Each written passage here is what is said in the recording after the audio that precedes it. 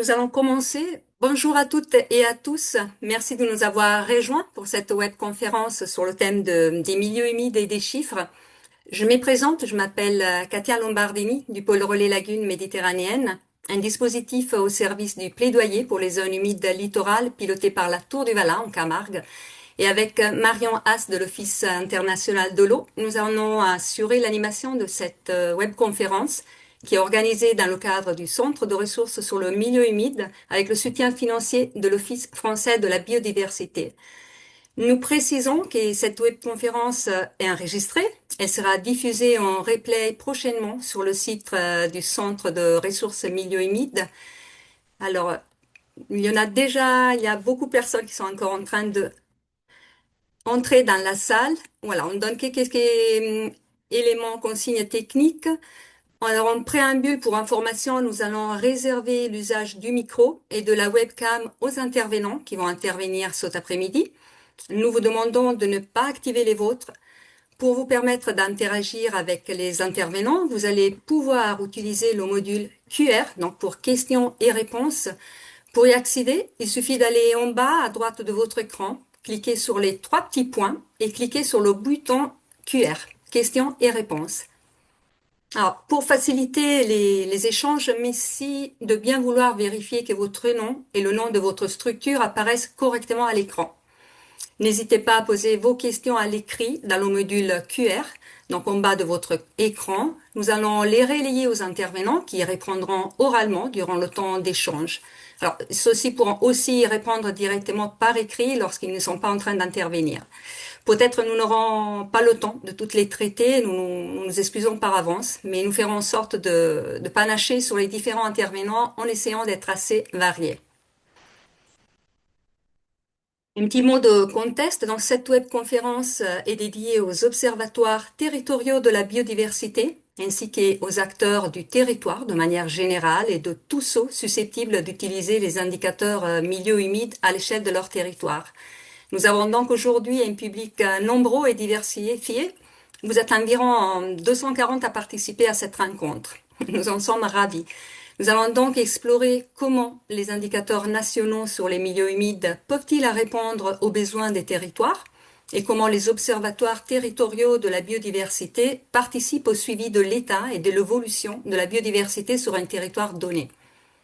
Nous verrons que ces observatoires sont portés par des structures diverses, leurs organisations et modes de fonctionnement varient, mais tous jouent un rôle clé dans la mise en valeur des connaissances et des données existantes sur la biodiversité. Alors, avant de passer la parole au premier intervenant et afin de mesurer votre expérience sur l'utilisation des indicateurs milieu humide, nous vous invitons à répondre à une petite question en ligne que vous allez voir affichée de suite à l'écran. On vous laissera 3 petites minutes pour y répondre.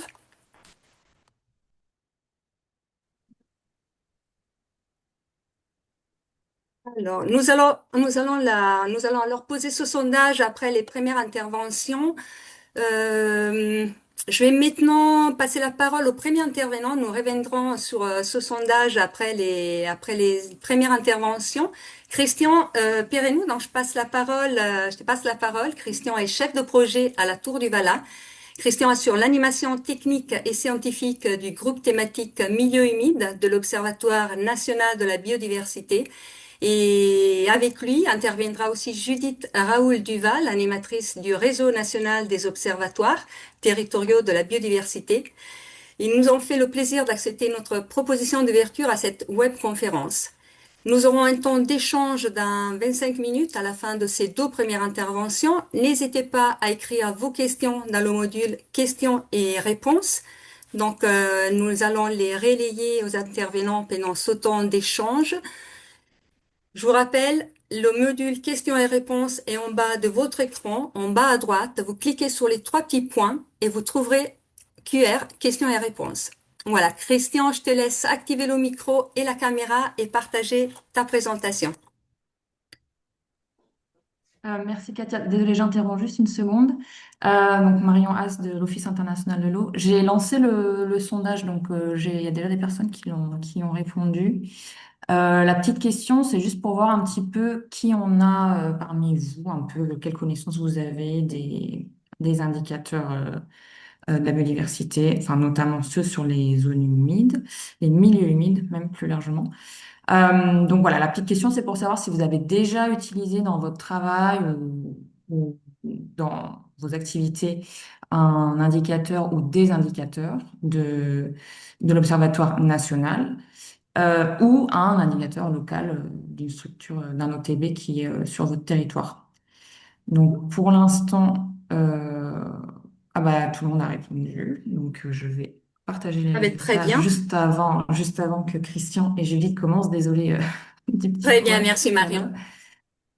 l'heure. Et donc nous avons, vous allez voir qu'il y a une grande majorité des gens qui n'ont jamais utilisé d'indicateur, donc c'est très bien. Je pense que c'est une des raisons pour laquelle on fait cette conférence, c'est aussi pour faire connaître un petit peu le travail de l'ONB, des différents OTB sur le territoire français. Euh, là, vous allez avoir un peu une meilleure idée de ces indicateurs, à quoi ils peuvent servir, et peut-être que ça vous amènera à les utiliser dans l'avenir. Voilà, donc vous voyez 90% des personnes qui n'ont jamais utilisé d'indicateur. Et on a quand même 9% qui ont déjà utilisé un ou des indicateurs de l'ONB. Un petit pourcent, ça doit être une personne en fait, parce qu'on est à peu près une centaine, hein, 120, qui a utilisé un indicateur d'OTB. Voilà, donc c'est juste pour que vous ayez une idée un petit peu des gens qui sont avec nous aujourd'hui.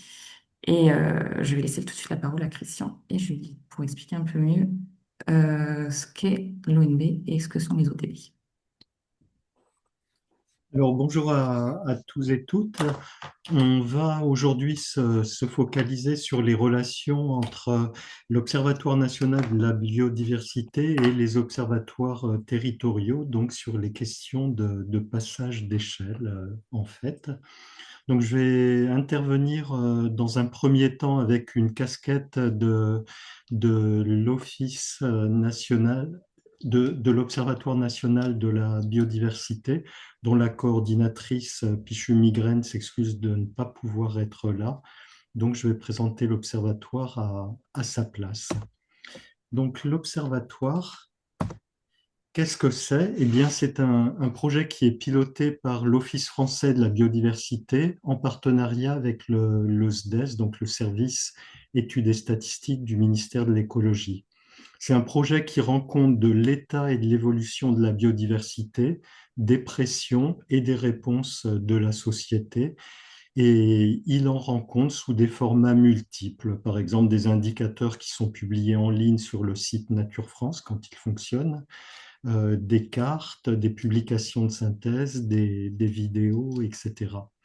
Ces indicateurs sont produits et calculés à partir de sources de données très variées qui peuvent être issues de systèmes de surveillance officiels, par exemple la surveillance de la qualité des eaux ou des populations d'oiseaux, de chiroptères, des habitats pour l'Union européenne, des différents réseaux de l'OFB, loups, lynx, castors, etc.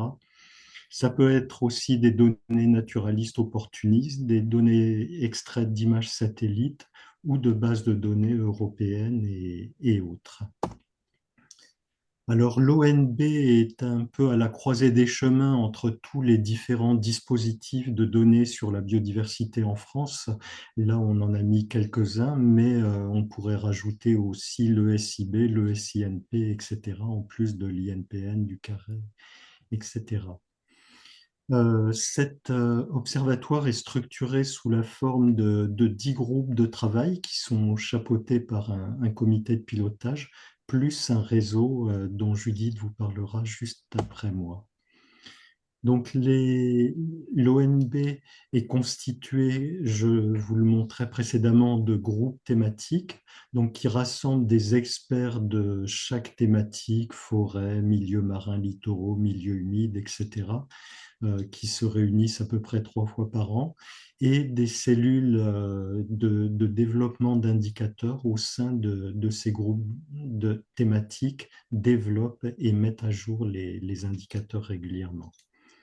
On a en plus des réunions thématiques qui permettent une réflexion plus élargie avec un ensemble de parties prenantes intéressées par la thématique. Par exemple, la prochaine réunion sur les milieux humides aura lieu en fin de semaine prochaine. Le comité éditorial dont je vous parlais donc fait office de comité de pilotage de l'ONB et vous voyez qu'il rassemble des structures très variées, aussi bien étatiques, associatives, académiques, etc., au sein d'un réseau de partenaires encore plus large. Alors, les indicateurs sont développés selon un cadre conceptuel qui est assez classique parmi les professionnels qui travaillent sur ces indicateurs de biodiversité, à savoir le cadre DPSIR, donc force motrice, pression qui s'exerce sur la biodiversité, état des écosystèmes et de la biodiversité, les impacts et les réponses apportées par la société. Et comme vous le voyez sur le graphique de droite, de façon très classique, en fait, les indicateurs d'état, par exemple sur les populations de ceci ou de cela, ou alors des surfaces d'habitat, ben, se taille la part du lion, suivi aussi par les pressions qui pèsent sur la biodiversité, alors que d'autres thématiques sont nettement moins fournies, en particulier les impacts. Alors aujourd'hui, on a un peu plus de 120 indicateurs qui ont été développés pour l'ensemble des 11 thématiques. Donc, comme vous le voyez à gauche, les zones humides se taillent comment dire, un pourcentage appréciable de l'ensemble. Et vous voyez aussi sur la droite qu'un peu plus de la moitié des indicateurs sont considérés comme territorialisés. Alors un néologisme qui veut dire en gros qu'on ne le calcule pas uniquement à l'échelle de la France ou de la métropole, mais qu'on le décline pour des sous-régions du territoire français. Et on approfondira ces questions tout à l'heure dans ma deuxième intervention. Alors, les publications de l'ONB peuvent se trouver à la fois sur les réseaux sociaux et sur le site Nature France. Donc, ce sont les vidéos, posters, vignettes, cartes animées, etc., dont je vous parlais tout à l'heure. En voici quelques-unes. Et elles peuvent aussi être sous forme de brochures plus classiques qui sont éditées à la fois en version papier et PDF en ligne. Vous voyez en particulier depuis 2024, on a inauguré une série par grande thématique de l'ONB, donc milieu par milieu, les forêts, les milieux humides, les marais littoraux, les milieux marins et littoraux et prochainement les milieux agricoles qui seront le prochain thème. Alors, pour zoomer sur les zones humides et les milieux humides, alors, dans le cadre de l'ONB, à quoi est-ce qu'on s'intéresse? Alors, comme vous le savez, les zones humides disposent d'une définition légale dans le Code de l'environnement. Ce sont des terrains exploités ou non, habituellement inondés ou gorgés d'eau douce, salée ou saumâtre, etc. C'est la définition classique. Et en gros, ça recouvre tout ce qui est marais, alors à végétation plus ou moins haute, les prairies humides, les tourbières, les ripisylves, etc. Elles sont définies sur la base de critères liés à la végétation de surface ou des sols hydromorphes. Et ces zones humides peuvent inclure notamment des cultures qui ont été développées sur d'anciens marais ou tourbières drainées. Donc ça, c'est une définition assez restrictive inscrite dans la loi. On a aussi les milieux humides, donc c'est au sens de la Convention de Ramsar, et qui regroupe des milieux beaucoup plus larges, à savoir les zones humides légales comme définies ci-dessus, mais aussi des milieux humides naturels comme des plans d'eau, les lacs, les lagunes ou des cours d'eau, des zones marines côtières de faible profondeur. Donc tout ça, ce sont des milieux humides au sens Ramsar, même si ce ne sont pas des zones humides légales. Et puis, il y a aussi des milieux humides artificiels comme les lacs réservoirs, les étangs d'aquaculture ou les salins. Alors, dans le cadre de l'ONB, eh bien, on s'intéresse à l'ensemble des milieux humides au sens vraiment le plus large. Mais on n'est pas absolument restreint. Et dans des cas particuliers où seuls des indicateurs zone humide peuvent être calculés en raison de la disponibilité ou pas des données, eh bien, pas de souci, on accepte aussi ces indicateurs-là. Et les milieux humides étant en fait à l'interface entre différents écosystèmes, on assume aussi un recouvrement partiel avec d'autres groupes thématiques, hein. Il y a un groupe sur les eaux douces, il y a un groupe sur les milieux littoraux ou agricoles. Eh bien, il y a un recouvrement partiel. Certains indicateurs peuvent très bien être approprié par deux groupes, voire trois groupes, ça ne pose pas de problème en soi. Donc voilà un peu le cadre du côté ONB et je vais laisser la parole à Judith pour approfondir la question du réseau des observatoires territoriaux.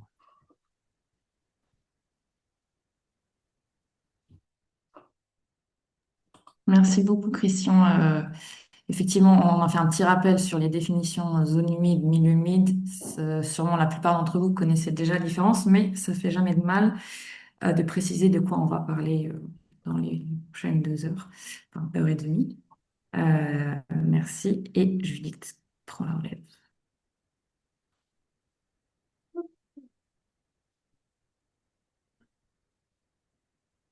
Bonjour à toutes et à tous. Déjà, je voulais remercier Katia et Marion d'avoir lancé cette initiative et qui, compte tenu du nombre de participants, répond à un vrai besoin. Donc, merci à vous. Je suis Judith Raoul-Duval, je suis copilote, je suis en charge d'un bureau d'études qui s'appelle ZOGMA et avec un autre bureau d'études, on est copilote du réseau des observatoires territoriaux de la biodiversité. Donc, Christian nous a présenté l'Observatoire national qui inclut également l'animation d'un réseau des observatoires territoriaux. Alors, juste un petit point de définition. Pour l'ONB, un observatoire territorial doit effectuer un suivi de l'état et de l'évolution, être porté par une structure pérenne avec sa propre gouvernance et diffuse ses informations sur un site web accessible au public. Donc, ce dernier point peut être intéressant actuellement au niveau national. Donc tout ça pour dire qu'il y a le réseau des observatoires territoriaux de la biodiversité. Veuillez m'excuser pour cette faute. Il couvre des observatoires. Nous, on en a dénombré 83. Ils sont très divers. Ils couvrent le territoire hexagonal et les autres territoires extramarins ou corses, etc., comme Marie va nous présenter tout à l'heure. Et surtout, je voulais faire un petit zoom sur leur diversité. C'est une diversité territoriale. Donc, l'observatoire va observer au niveau d'un territoire, pays ou réserve. On va voir ça avec Romain tout à l'heure. Mais aussi une collectivité, un département ou une région. Donc, il y a une très forte diversité là-dessus. Il y a aussi une diversité de qui porte des observatoires. Ça peut être des collectivités, ça peut être l'État ou des organismes. J'ai regroupé dans organismes notamment les associations et syndicats mixtes, etc. Pourquoi avoir créé un réseau? Pour au niveau national, il y a des synergies à créer entre les territoires et le niveau national, et il y a aussi des synergies à créer entre les observatoires. Et nous, en tant que pilote de l'animation, c'est un peu notre travail de créer ces synergies. Donc, le petit schéma à droite, Christian vous l'a montré. Le réseau, lui, s'adresse à tous les GT. Donc, l'idée, c'est de ne pas être uniquement sur une thématique, mais de bien regrouper et d'être en interaction avec les différentes thématiques. Et donc là, on reprend les interactions et les synergies au niveau territorial et au niveau national. Voilà, je pense que j'ai essayé d'être très rapide. Compte tenu des participants, je pense qu'il y en a qu'on connaît et d'autres qu'on a identifiés mais qui sont peu présents dans le réseau. On vous invite à venir nous rejoindre. Et puis, bah, ceux qu'on n'avait pas identifiés, et ben voilà, vous avez notre adresse et on vous invite à nous contacter. Et j'ai hâte de voir les deux présentations des observatoires territoriaux. Merci. Merci beaucoup Judith, merci beaucoup Christian. Je vous rappelle que vous pouvez poser vos questions en bas à droite de votre écran sur les trois petits points dans le module QR. Nous allons avoir un temps pour y répondre à la fin de la prochaine intervention. Christian, je te laisse continuer avec la deuxième partie. Voilà. Donc, on va zoomer maintenant sur les indicateurs milieu humide de l'ONB et du lien qu'ils peuvent permettre de faire avec les observatoires territoriaux. Donc, juste pour rappel, le groupe thématique sur les milieux humides dont on a déjà parlé, donc qui c'est concrètement? Ben, vous voyez une douzaine de structures hein, qui représentent à la fois des administrations, des centres de recherche, des associations et un quart à peu près de l'ensemble des indicateurs sont pertinents pour les milieux humides, même si n'ont pas tous été développés par notre groupe thématique. Alors, oups. Alors, le contexte un peu de cette webconférence et du développement de réseaux, oui, de liens avec les observatoires territoriaux, c'est que nous avons une demande forte de la part de l'OFB depuis plusieurs années, qui est de territorialiser les indicateurs de manière à favoriser leur appropriation par des observatoires territoriaux.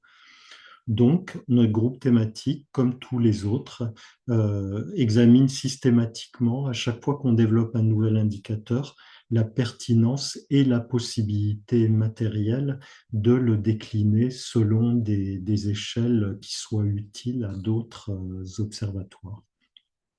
Donc à ce jour, une petite statistique rapide montre qu'on est à peu près comme la moyenne nationale, c'est-à-dire une grosse moitié en gros des indicateurs qui ont bien été territorialisés pour ce qui concerne les milieux humides.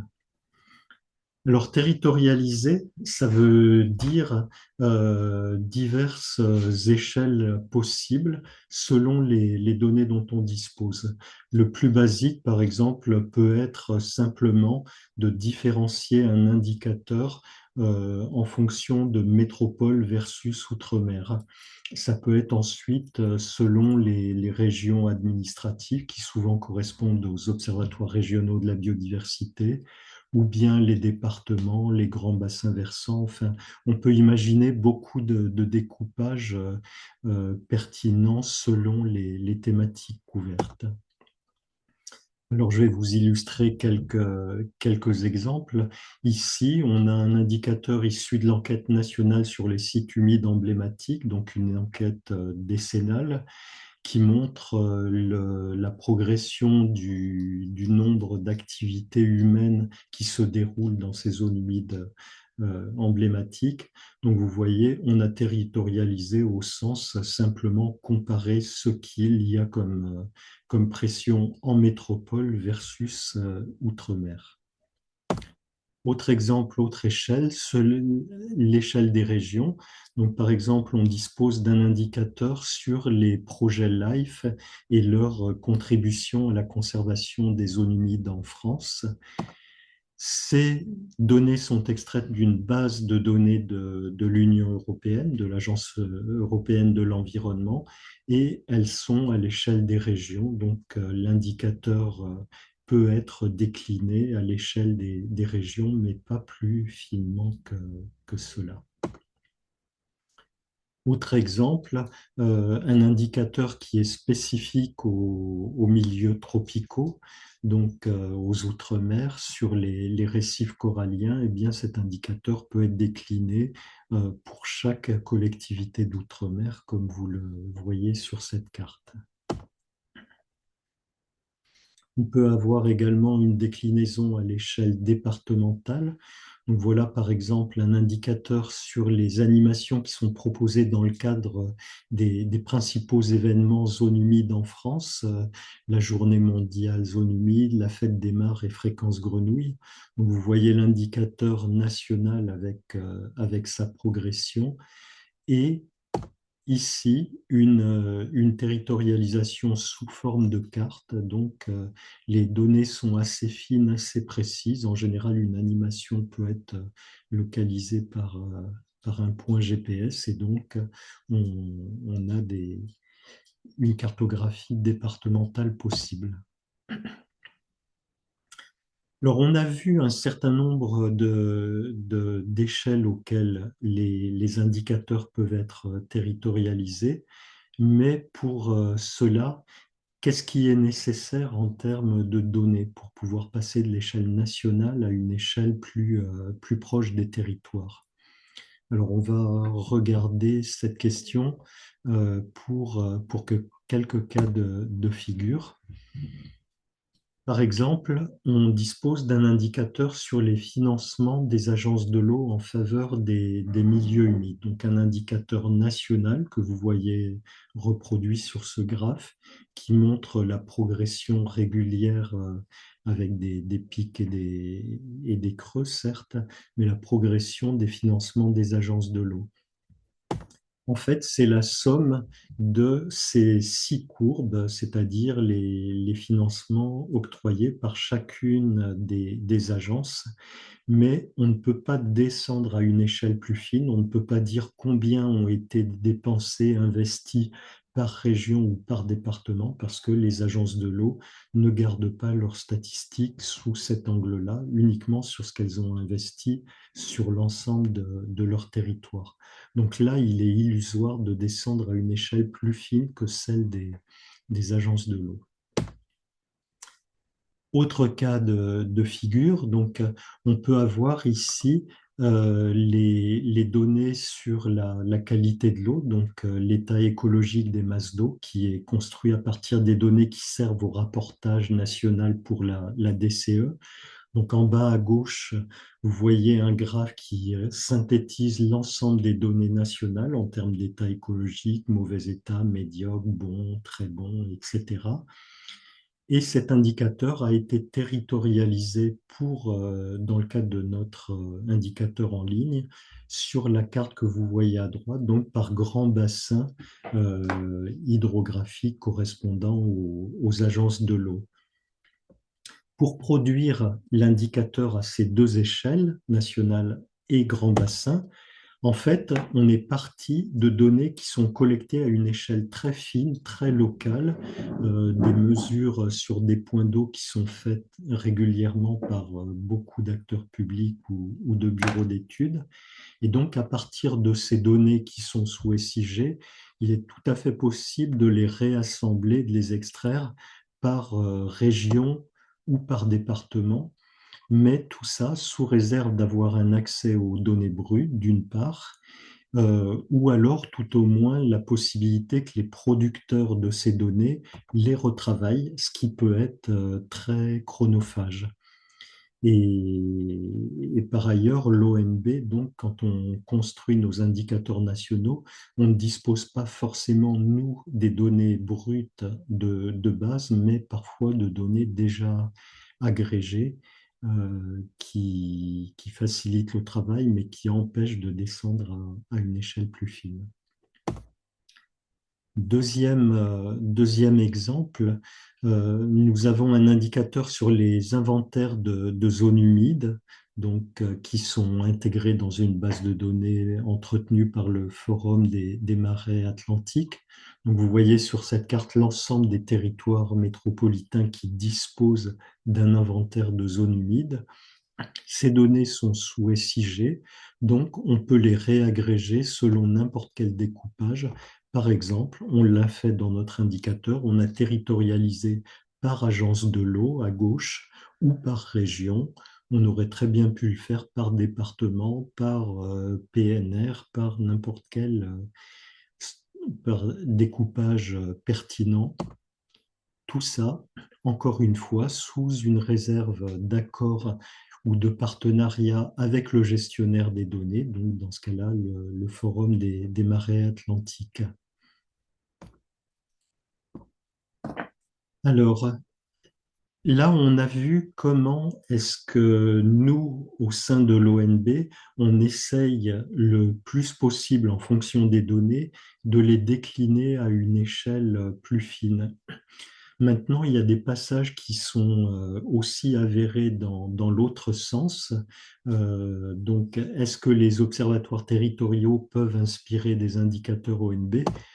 Eh bien, on a un certain nombre d'exemples, hein. Par exemple, la brochure de l'ONB sur les milieux humides, qui est sortie en début d'année, fait une place aux indicateurs des OTB, par exemple celui de Normandie ou du Marais Poitevin, comme vous le voyez à droite en haut.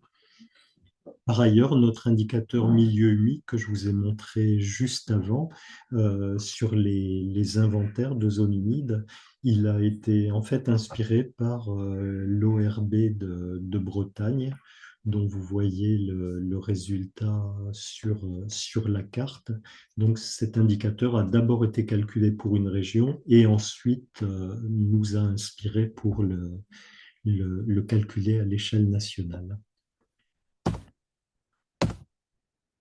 Alors, on a un autre exemple qu'on essaye de développer qui illustre un peu les difficultés qu'on peut avoir pour le passage alors là, des territoires vers l'échelle nationale. On cherche à développer un indicateur sur les amphibiens de France. Il y a au moins 10 observatoires territoriaux qui disposent d'un tel indicateur, mais en fait, les suivis ne sont pas assez abondants ou comparables entre eux pour être compatibles avec le protocole national POP amphibien. En fait, seulement 4 OTB ont des suivis qui sont directement comparables entre eux et avec le protocole national. Donc, vous voyez comment la couverture est assez hétérogène en France. Là où il n'y a pas de vert, ça ne veut pas dire qu'il n'y a pas de suivi d'amphibiens. Attention, ça peut être des suivis, mais qui ne sont pas compatibles avec le protocole national et donc qui ne peuvent pas encore servir un élargissement de ces indicateurs. Donc, dans un cas comme ça, qu'est-ce qu'il nous reste à faire? Essayer d'améliorer la couverture, d'une part, auprès des observatoires territoriaux et des têtes de réseau thématiques, par exemple sur les amphibiens, comme la Société herpétologique de France. Et puis aussi développer des méthodes statistiques innovantes qui valorisent mieux des données à trous, qui puissent permettent de prendre en compte des régions où les suivis sont peut-être un peu moins fréquents, un peu moins réguliers, mais peuvent néanmoins fournir des données à ne pas négliger. Voilà, alors j'en arrive à la conclusion. Donc, qu'est-ce qu'on peut recommander quand on est un observatoire national qui parle à des observatoires territoriaux?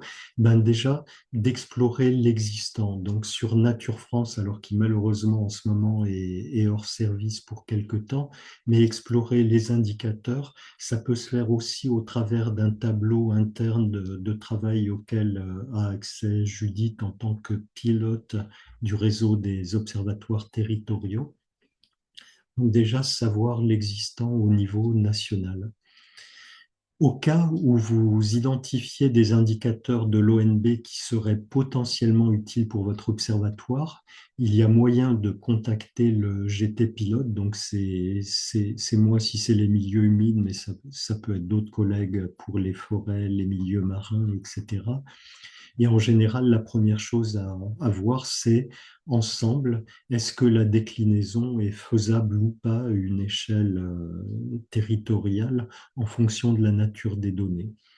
Si c'est faisable, il faut néanmoins être prêt à parfois devoir retravailler de façon conséquente les données brutes et éventuellement financer le gestionnaire de données qui peut avoir besoin d'y passer des jours et des jours pour les retravailler à la bonne échelle.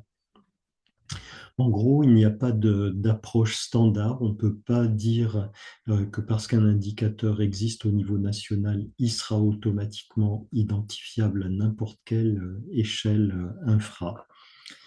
Donc, si vous envisagez un nouvel indicateur dans votre observatoire territorial sur un thème qui soit proche d'un indicateur existant à l'ONB, en résumé, une seule recommandation, contactez le GT pilote pour échanger sur la méthodologie qui est prévue de votre côté, les options qui sont possibles, les écueils à éviter, peut-être éviter de réinventer la roue si on s'est déjà cassé les dents nous-mêmes dessus.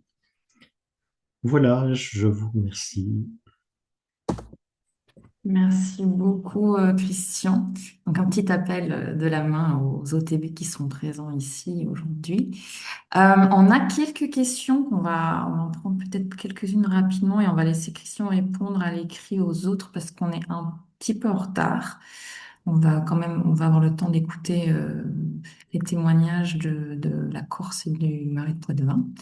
On a une question de Ghislaine Ferrer sur les indicateurs amphibiens. Par exemple, quel lien avec les PNA amphibiens en cours? Est-ce que tu sais répondre à ça, Alors Christian? oui, je sais que la Société herpétologique de France, qui est impliquée en général dans ces PNA, valorise les indicateurs qui sont issus des suivis de ces PNA dans Pop Amphibien. Donc ça en fera bien partie, mais pour l'instant, c'est un indicateur qui est encore en cours d'émergence. Ah, d'accord. Bon. On va passer à la présentation de Marie.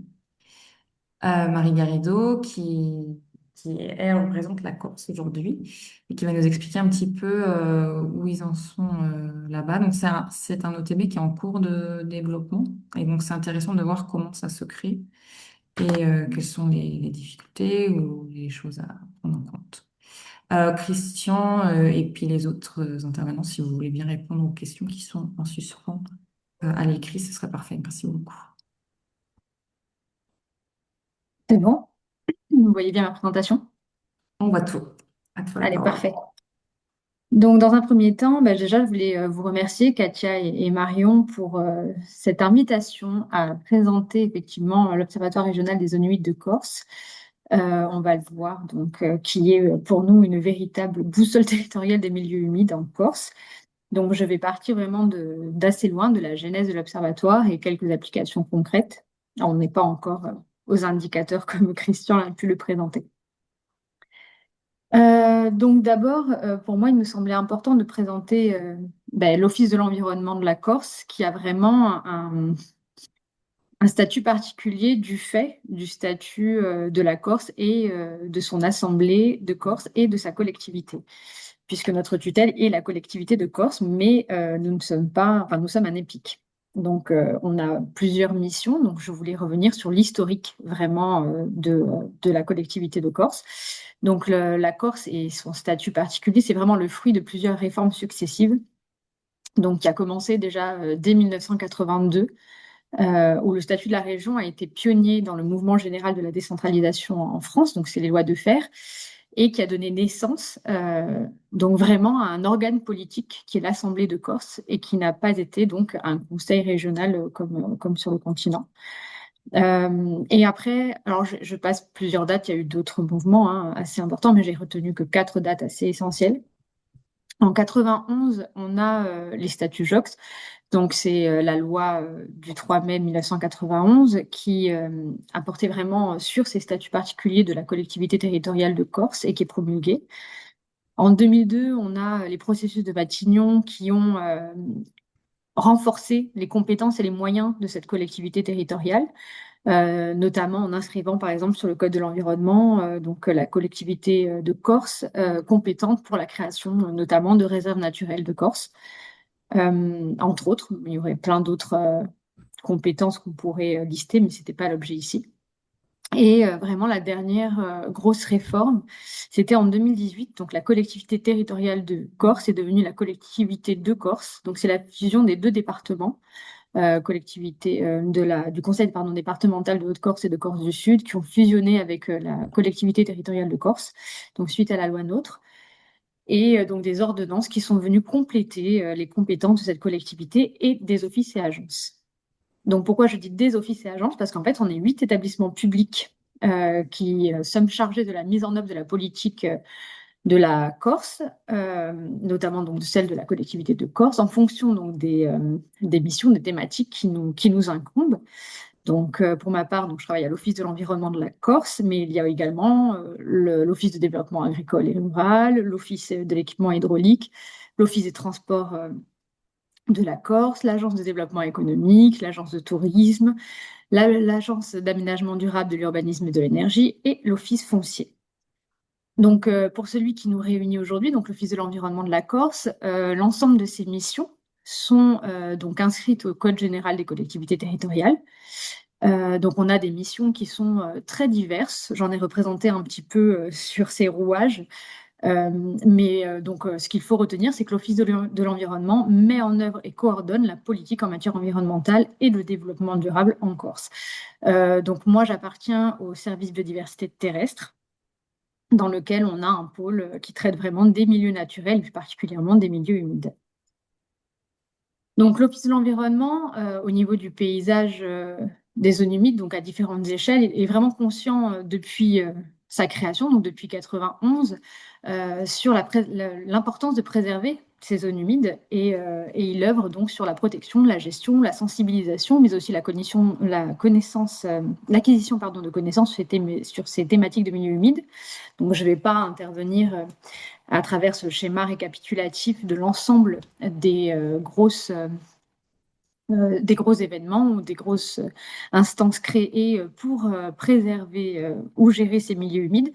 Ce que je vous propose, c'est de voir en fait directement à l'échelle très locale, donc la partie la plus en bas de ce schéma. Donc on voit donc à l'échelle locale, donc c'est territorial, donc en Corse, la création de l'Office de l'environnement en 91.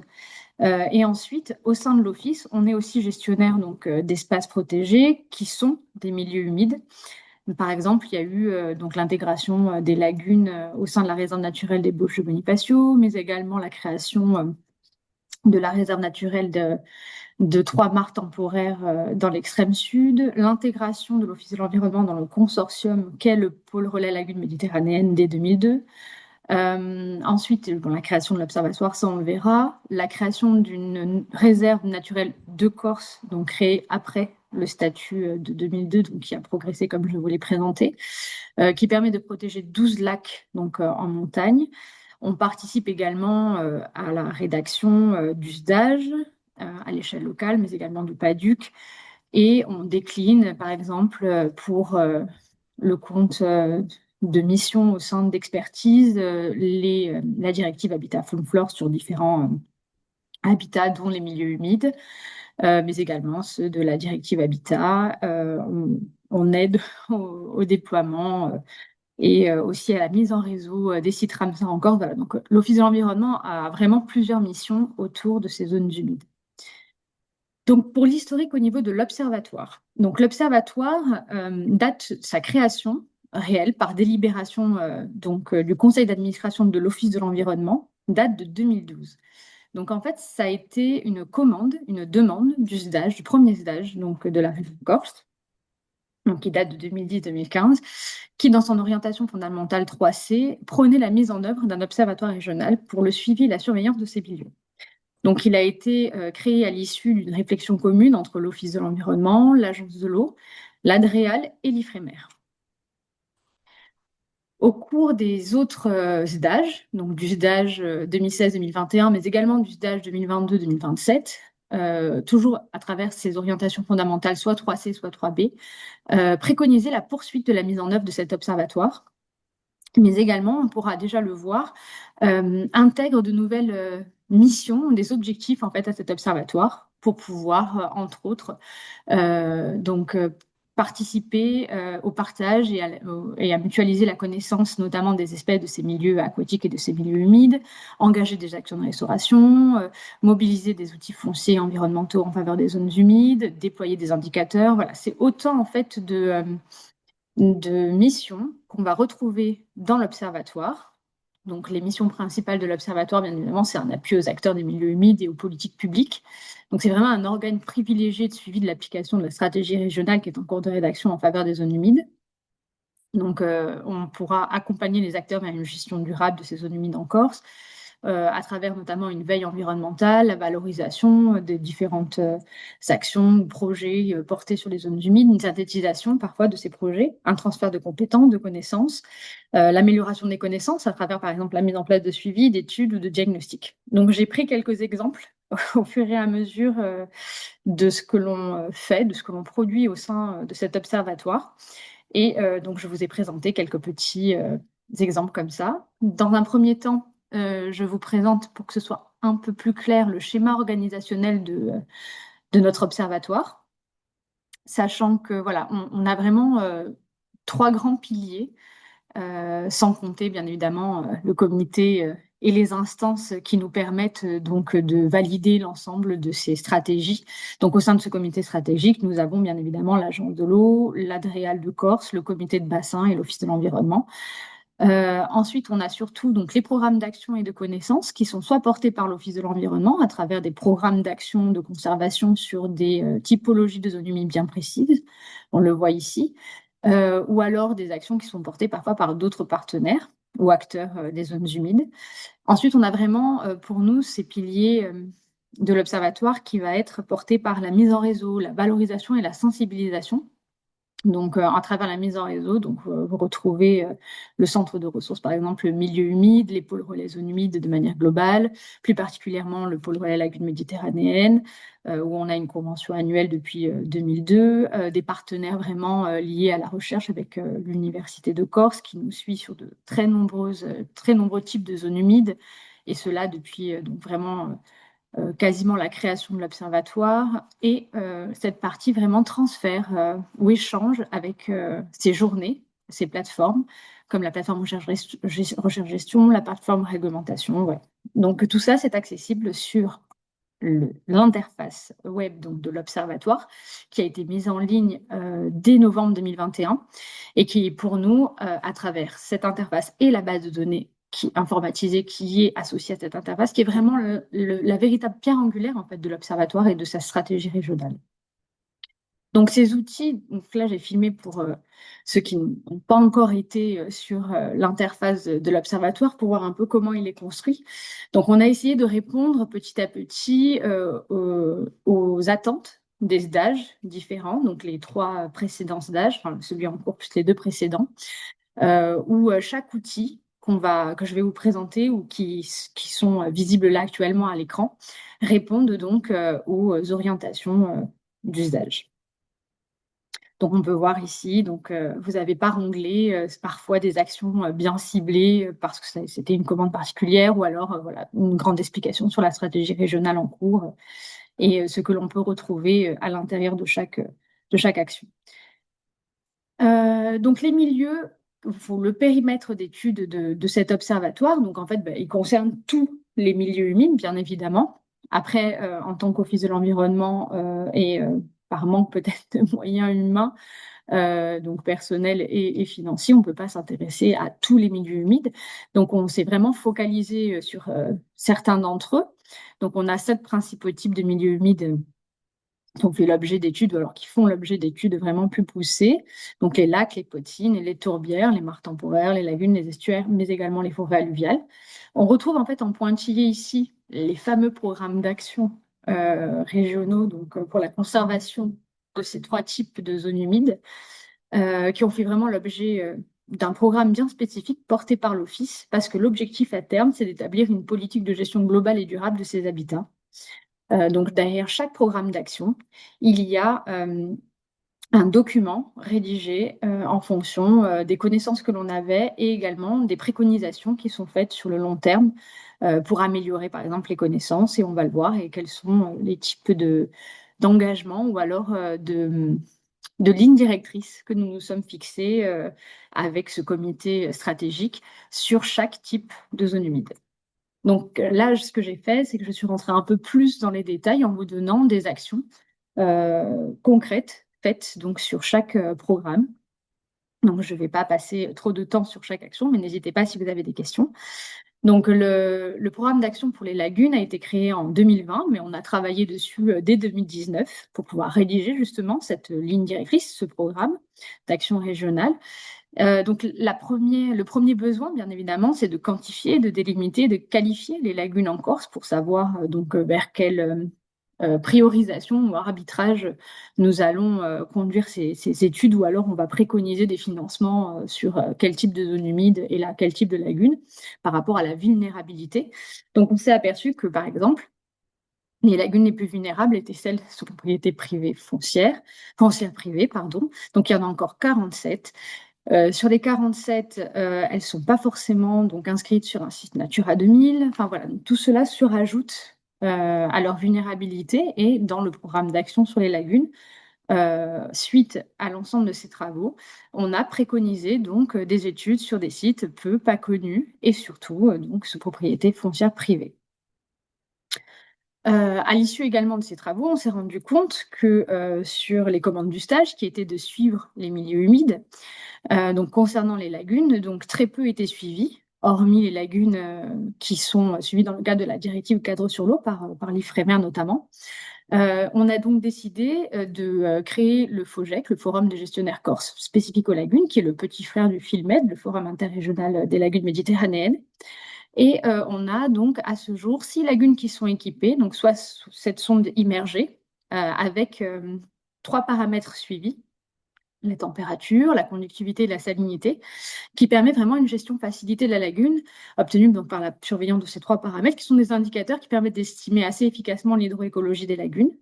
Donc, ces sondes sont installées et les données sont traitées par l'Office de l'environnement dans le cadre de ce programme d'action et sont restituées en fait à l'ensemble des gestionnaires qui font partie de ce FOGEC, traitées, donc soit des données brutes, soit des données traitées pour aider en fait à la gestion, mais également à répondre à d'autres projets ou à d'autres diagnostics en disposant de données fiables, robustes et validées.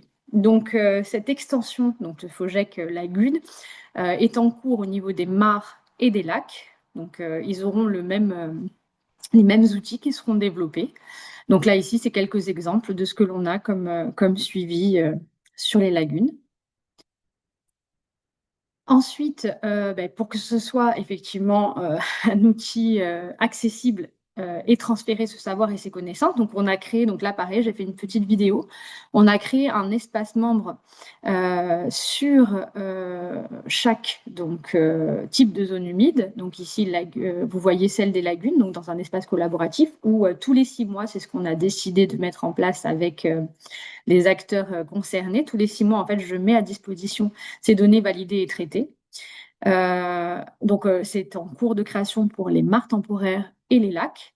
Et ensuite, on a une recherche bibliographique qui est possible sur l'ensemble des zones humides de Corse. Donc là, c'est la fameuse base de données associée où on a des informations très précises sur certains sites, ou alors si vous cherchez par auteur. Donc là, on est vraiment sur la base de données bibliographique. Et l'idée, c'est de pouvoir l'agrandir petit à petit avec des informations beaucoup plus précises sur un certain nombre de types de zones humides, ou pourquoi pas des indicateurs. Donc là, je vous ai présenté plus un exemple sur le programme d'action sur les lagunes. Là, c'est mon collègue qui est en charge, celui sur les mares temporaires, Laurent Sourbe, qui m'a donné quelques chiffres. Donc pour les lagunes, on avait 95 lagunes recensées. Pour les mares temporaires, on en a 110. Et le même travail, en fait, a été fait de cartographier les mares temporaires, mais également de les délimiter et d'apprendre à mieux connaître leur statut de protection. Donc on voit que là aussi, on a un certain nombre de mares temporaires qui sont donc encore privées, 56 sur les 110, ce qui fait que là encore, on a dans ce programme d'action vraiment des actions dédiées à l'amélioration de connaissances, à la préservation de ces milieux et à une gestion, pourquoi pas une restauration même de certaines mares temporaires qui sont encore privées et donc qui sont plus vulnérables.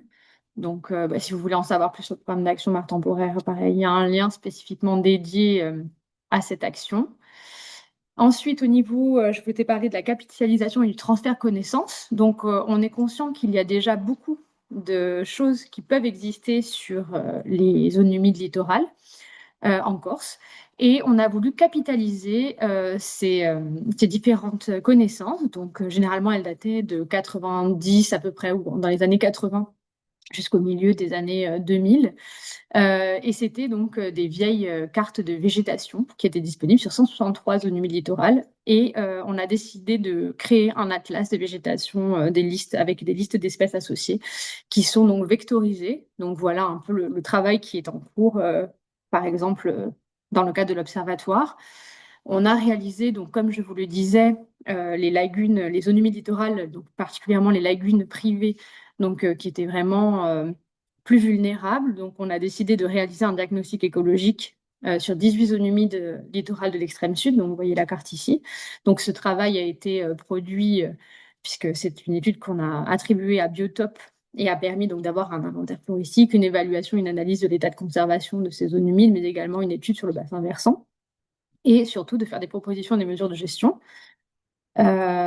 Ensuite, je vous ai parlé du partage de savoir et de renforcement des compétences. Donc voilà, l'observatoire, à travers ses différents programmes d'action, on a pu mettre en place ou rédiger des guides à destination de catégories d'acteurs bien précis, faire des formations. Alors là, vous verrez, donc il y a des formations sur un habitat particulier ou alors sur une opération d'éradication d'espèces envahissantes sur des mares temporaires avec la production d'un guide ou du moins d'une publication qui a expliqué le temps à mettre en œuvre et la pratique à développer. Donc voilà, autant d'outils qu'on essaye de rendre disponibles et surtout de pouvoir, qui pourront aider en fait vraiment à développer, on l'espère à terme, des indicateurs ou de nourrir à différentes échelles les différents acteurs. Voilà, et je voulais vraiment remercier l'ensemble des acteurs. Alors, j'espère de ne pas trop avoir oublié des acteurs et des partenaires qui nous aident au quotidien et en espérant que l'ensemble de ce travail puisse les aider. Merci.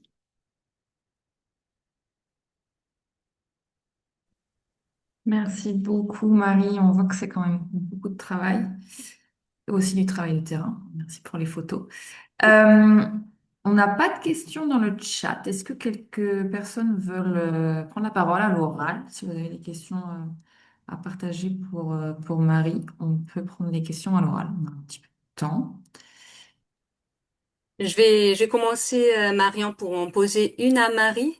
Alors, c'est vrai qu'aujourd'hui, un des objectifs de la rencontre est de mettre en avant la complémentarité aussi des échelles, donc nationale et régionale, qui est indispensable pour suivre la santé des milieux humides. Du coup, dans quelle mesure, en fait, les chiffres, indicateurs ou données produites par l'Observatoire national de la biodiversité contribuent aujourd'hui à l'Observatoire régional des zones humides de Corse ou à la communication qui est menée à l'échelle régionale sur les zones humides? Alors, pour la partie communication et sensibilisation, on utilise bien évidemment ces indicateurs oui, de l'Observatoire national de biodiversité. Déjà parce qu'ils sont très bien construits. Je pense notamment à la dernière plaquette qui a été produite. Mais à chaque fois, les retours que l'on a, c'est oui, mais quels sont les chiffres à notre échelle? Et là, pour le coup, c'est beaucoup plus compliqué pour nous déjà de pouvoir en sortir des chiffres sur le territoire ou sur la région Corse ou alors sur un bassin versant carrément, parce que c'est souvent les demandes qui nous sont faites. Donc, je me rapprocherai de Christian pour voir comment on peut travailler d'autant plus voilà, sur cette possibilité de décliner à une échelle régionale certains indicateurs qui, pour l'instant, voilà, comme Marion l'a précisé, on est un observatoire encore plutôt jeune. Je ne sais pas si on peut dire jeune, mais bon, voilà, où on essaye déjà d'acquérir beaucoup de connaissances pour pouvoir justement produire des indicateurs. Parce que de ce que j'ai pu voir et de ce que je sais de ces indicateurs produits par l'ONB, il faut quand même de la donnée. Et nous, actuellement, on en manque sur beaucoup de types de milieux humides. Donc, voilà, pour que ce soit pertinent, il faut encore de l'acquisition.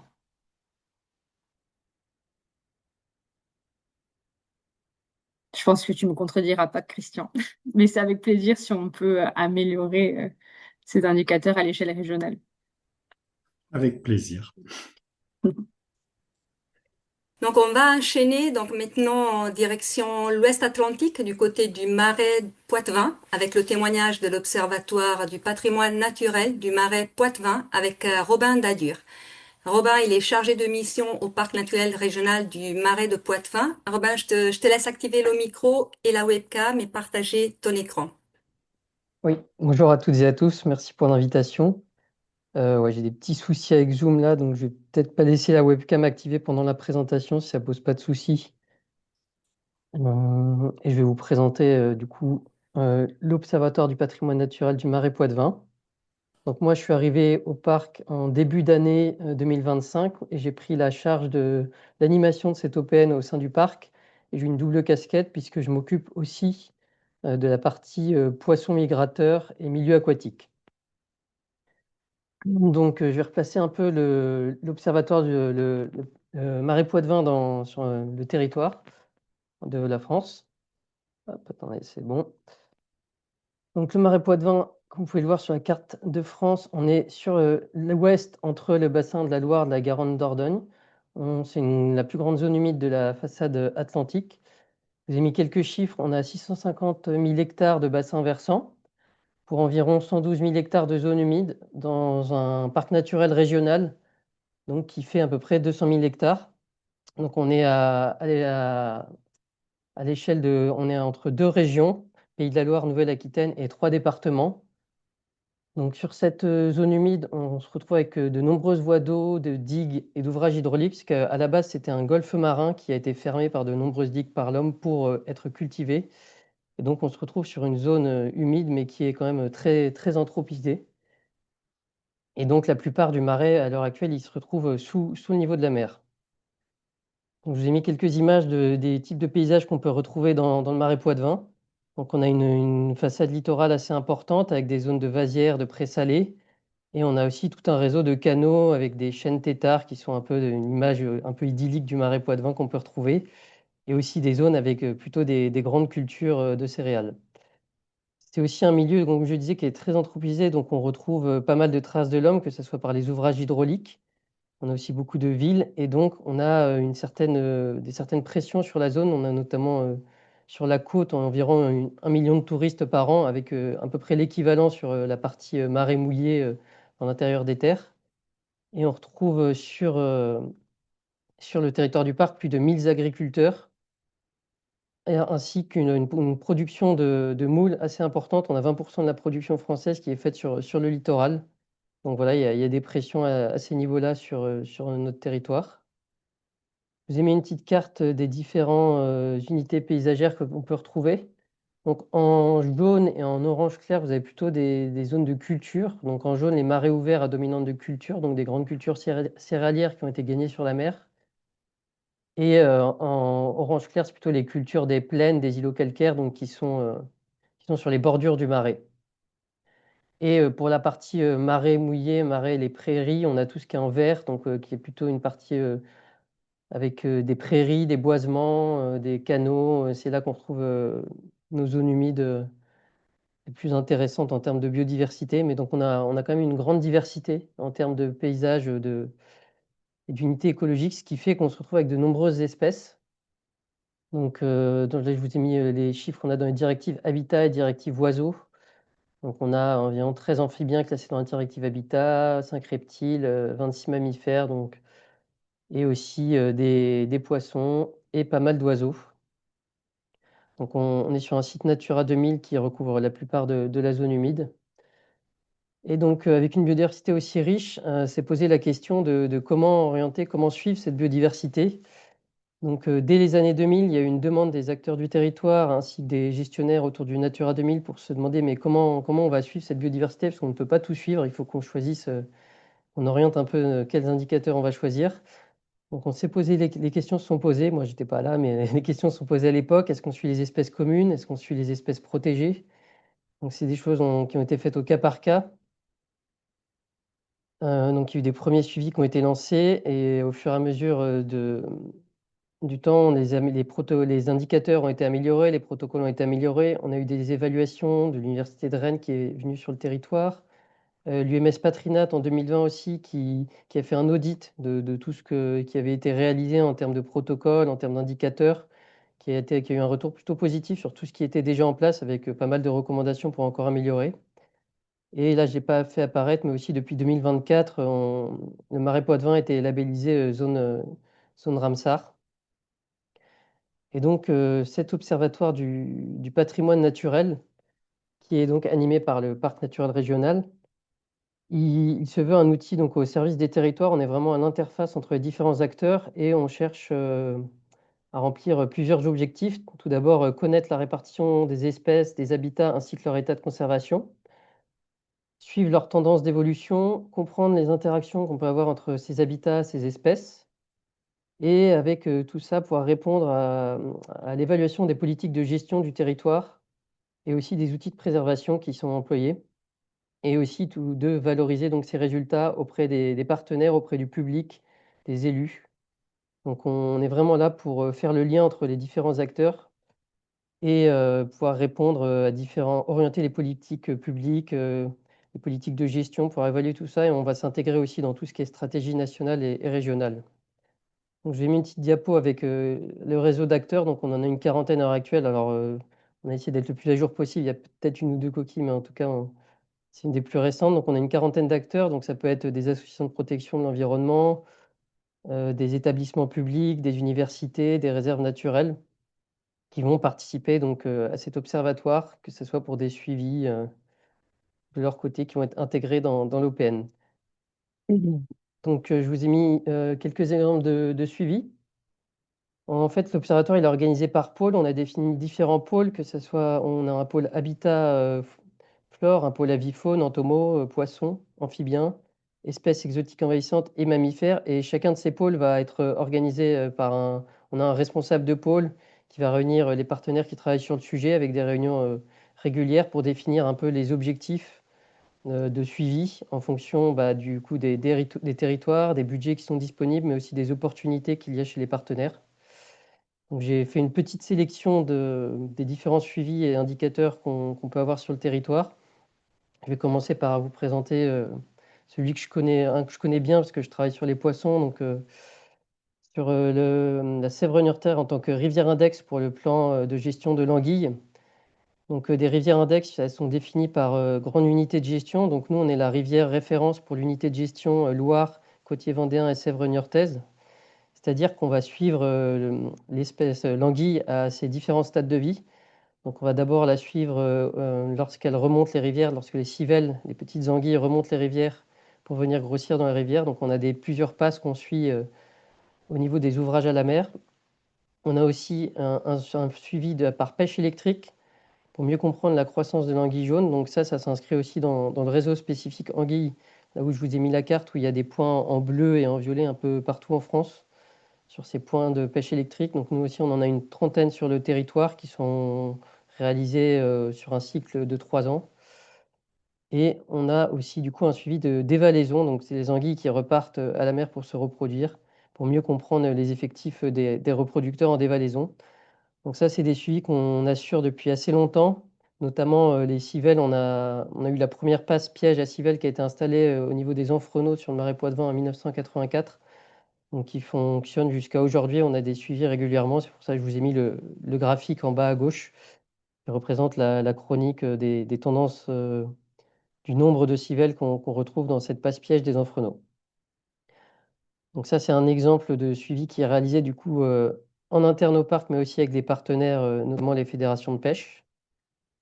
Un autre indicateur, ça peut être les limicoles nicheurs, on est une zone assez importante pour ce qui est la reproduction des zones de nourrissage pour ces limicoles.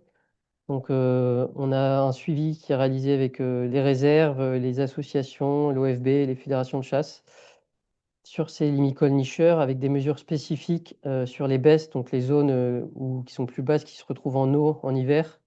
Donc, on a des suivis de ces limicoles qui vont abonder notamment les indicateurs nationaux comme les comptages wetland. Ensuite, un autre exemple d'indicateur qu'on suit, c'est les surfaces de prairies, qui sont des zones assez riches en biodiversité, et notamment importantes pour ce qui est la migration des oiseaux et aussi en termes de faune et flore. Donc, je vous ai mis un graphe qui représente l'évolution de la surface en prairie. En 2004, on était environ à 26 000, 27 000 hectares et on a gagné d'ici presque 4 000 hectares de prairies permanentes depuis. Donc, on a quand même une progression de cette surface en prairie qui est une bonne chose pour notre territoire. Donc, souvent, ça peut être de la reconversion de parcelles qui étaient en culture ou de parcelles en jachère. Donc, tous ces suivis, ils vont abonder notre site, le site de l'Observatoire du patrimoine naturel, qui va permettre de retrouver tous les inventaires qui sont réalisés sur l'Observatoire. Il permet aussi de mettre en avant les différents partenaires, ce qui est réalisé.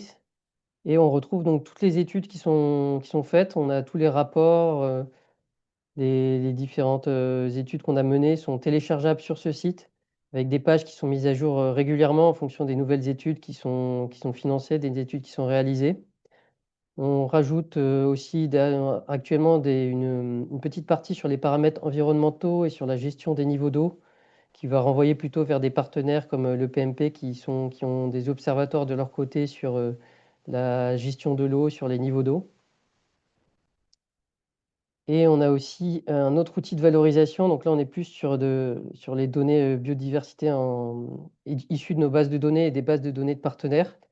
Donc vous allez pouvoir retrouver sur Biodiv Marais Poitevin des cartes à la maille 5.5, des données des espèces avec des possibilités de recherche par espèce, par commune, qui est mise à jour régulièrement. Ça permet d'identifier qui a produit la donnée, à quel moment la donnée a été repérée. Donc c'est pas mal utilisé par les communes, par aussi les habitants qui sont curieux de savoir ce qu'ils se retrouvent sur leur territoire. Et donc pour ça, il y a nos données internes à nos suivis, mais aussi des données qu'on va moissonner sur des bases régionales de partenaires.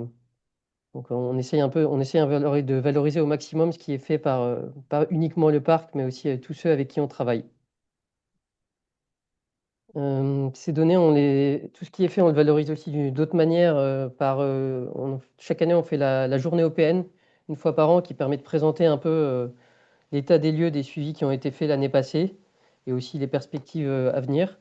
Donc en 2024, ça a été une grosse journée parce qu'il y a aussi la labellisation Ramsar qui a été fêtée à ce moment-là. Et donc, en plus de ça, on a des publications sur les réseaux sociaux. Le parc est assez actif sur différents réseaux. On réalise des supports comme des petites fiches nature sur différents sujets, les poissons migrateurs, les abeilles sauvages, mais aussi sur les habitats. On peut avoir des plaquettes de sensibilisation. On a aussi des expositions des expositions mobiles qui peuvent bouger. Et voilà, et aussi des interventions comme dans les conférences aujourd'hui pour présenter tout ce qui est fait sur le territoire. Donc tout ça, ça va s'inscrire dans différentes stratégies qu'on peut retrouver. Donc tout ce qui est les plans de gestion des réserves qu'on a sur le territoire. On a un APBHN de la vallée du Curé là, qui a commencé aussi récemment. On s'inscrit aussi dans tout ce qui est les plans national d'action. Donc je vous ai mis pour lesquels on était concernés ici. Et aussi bah, les indicateurs nationaux, régionaux, les outils ligéraux, les indicateurs qu'on peut retrouver sur l'ONB aussi. Je n'ai pas présenté l'ensemble des indicateurs qu'on fait, parce qu'il y en a beaucoup.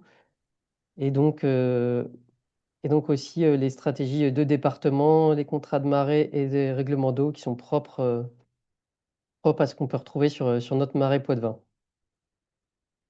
Donc tout ça, c'est possible grâce à l'implication des financeurs. Ils sont nombreux pour faire vivre cet observatoire du patrimoine naturel et aussi des différents bénévoles, que ce soit dans les associations. Donc, j'ai mis une petite diapo avec tous les financeurs. Donc, on a pas mal de budget qui passe par l'Agence de l'eau, le PMP, les régions, par les FEDER. Donc, sur cet observatoire, on est vraiment, comme je disais, on est là pour vraiment faire le lien entre les partenaires, que ça soit cohérent dans notre stratégie de suivi de la biodiversité sur notre territoire. C'est aujourd'hui un outil qui est reconnu par les partenaires. Ils savent qu'ils peuvent s'adresser à nous quand ils doivent chercher des données biodiversité. Ils redirigent vers notre structure. Bon, ça reste fragile à long terme. En termes de financement, on peut avoir du mal à se projeter, mais on travaille dessus pour qu'en tout cas, il y a un poste permanent sur l'animation de l'OPN. Et on cherche à valoriser encore ce qu'on fait et à renforcer aussi nos partenariats, notamment avec des acteurs scientifiques qui pourraient venir travailler sur le territoire et aussi à intégrer au maximum tout ce qui est fait dans les actions de gestion des différents partenaires et que nos données puissent être valorisées au maximum. Donc, on invite vraiment les gens à nous contacter s'ils ont besoin de données, à venir vers nous parce qu'on est là pour ça, on est là pour faire le lien, pour mutualiser toute cette action publique et que cette donnée biodiversité soit disponible pour tous. Ouais, je vous remercie et j'ai fait peut-être un peu vite, mais je voulais pas prendre trop de temps. Il y a vraiment beaucoup de choses à dire, donc n'hésitez pas si vous avez des questions. Merci beaucoup, Robin. Euh, oui, là, on voit du coup un peu un observatoire qui est plus ancien que celui de la Corse. Et donc, ça montre un petit peu comment ça se développe et quelle est l'amplitude que ça peut prendre. Euh, Peut-être que tu peux nous dire un mot, Robin, sur le lien ou l'absence de lien pour l'instant avec l'ONB. Et notamment parce que c'est beaucoup de travail et je pense que c'est important d'en parler Alors, aussi. On voit que c'est un travail énorme. oui, oui, enfin, moi, c'est clair que de mon côté, vu que j'ai une double casquette en plus, c'est une partie de mon temps, ce que l'observatoire, donc j'essaye de faire un maximum, mais je dois aussi gérer pas mal de choses sur tout ce qui est poisson migrateur, qui est un enjeu assez important sur notre territoire. Et donc, pour l'ONB, c'est vrai que depuis que je suis arrivé, là, depuis le début de l'année, on n'a pas forcément eu le temps de créer beaucoup de liens. Je sais qu'il y a des choses qui ont été faites avant que j'arrive, peut-être avec mon prédécesseur Aurélien, avec qui vous aviez eu le contact. Et c'est vrai que de mon côté, là, j'aimerais bien à l'avenir qu'on puisse notamment faire ce lien, pouvoir faire remonter bah, c'est vrai, ce qui est fait, nos besoins, comprendre aussi mieux ce que l'ONB pourrait nous apporter sur notre territoire. Donc voilà, il faudrait qu'on prenne le temps de faire ça. Peut-être un petit point un jour. Ouais, si ça peut aboutir à ça, ce serait super. Mais oui, on voit que ça peut, comme ça, c'est des structures qui répondent à des besoins en local. C'est pas automatique forcément d'aller chercher un acteur national pour mettre en commun ou faire un lien ou prendre de l'aide. Mais maintenant que tu connais l'existence de Christian, tu es bienvenue pour entrer en contact avec lui. On a une petite question de Camille Pfleger, si je le prononce bien. L'observatoire prend-il la forme de données cartographiques visualisables? Alors oui, on a. Alors Ensuite, on a notre base GeoNature où nous, on a de la donnée qui est localisée, donc avec des points précis. Ça, c'est ouvert à nos partenaires qui veulent y accéder, qui ont besoin, quand ils nous demandent des données, ou des bureaux d'études qui viennent faire des études sur notre territoire, qui viennent nous demander, on peut leur fournir ces données, que c'est de la donnée publique. Après, avec les localisations exactes, c'est pas ouvert au grand public. Pour ça, on a, comme je disais, le site Biodiv Atlas Marais Poitevin, où là, on a des mailles, où les données sont à la maille 5.5, qui permet quand même de localiser un peu où on peut trouver les occurrences, les présences d'espèces. Mais sinon, pour de la donnée précise, ouais, on s'est plutôt fermé, c'est réservé aux partenaires et pour les gens qui nous demandent, même si, voilà, vu qu'il y a des données un peu des espèces sensibles, on ne peut pas donner l'accès au grand public.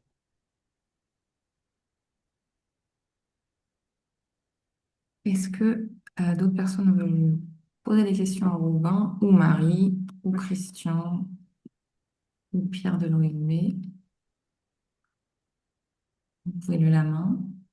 Et sinon, J'ai peut-être en attendant des questions de la part du public. J'ai une question pour toi, Christian. Alors, tu l'as déjà bien expliqué, effectivement, concernant la territorialisation des indicateurs. Et donc, si je comprends bien, en fait, ce n'est pas parce qu'un indicateur est calculé à l'échelle nationale qu'on peut automatiquement en extraire des valeurs par région, par département, qui intéresserait nos OTB. C'est ça, Christian. Oui, oui, tout à fait. C'est pas automatique, c'est loin d'être le cas général. Ça peut arriver. Tout dépend de la forme des données, de qui dispose des données brutes, comment est-ce qu'il accepte de les partager ou pas, etc. Donc c'est vraiment du cas par cas.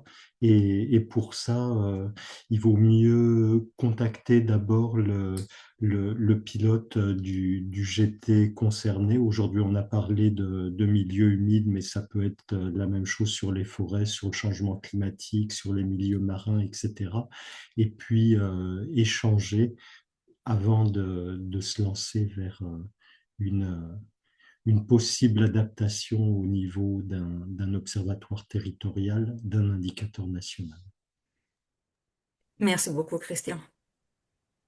Juste pour compléter, donc sur les 123 indicateurs qui sont actuellement disponibles, on sait pour chacun à quel niveau ils peuvent être territorialisés ou pas.